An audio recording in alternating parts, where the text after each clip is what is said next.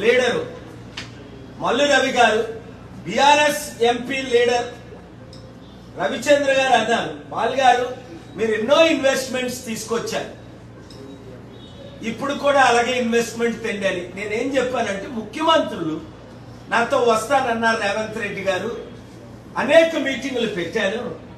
Amazon CEO Jeff Bezos, Elon Musk CEO Warner, Tesla,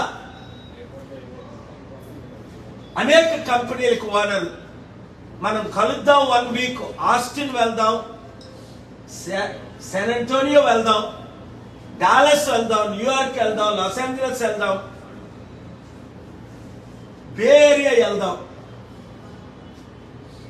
అని మాట ఇచ్చి జనవరి నుండి ఇప్పుడు వరకు రాలే.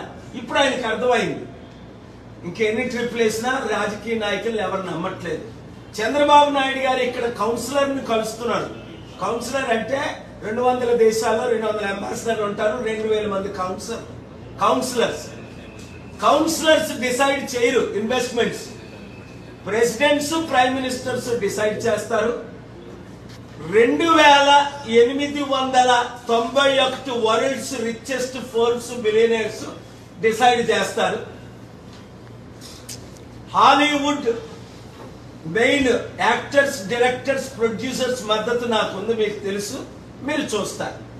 దీని కొరకు చంద్రబాబు నాయుడు గారు తప్పక రావాలి.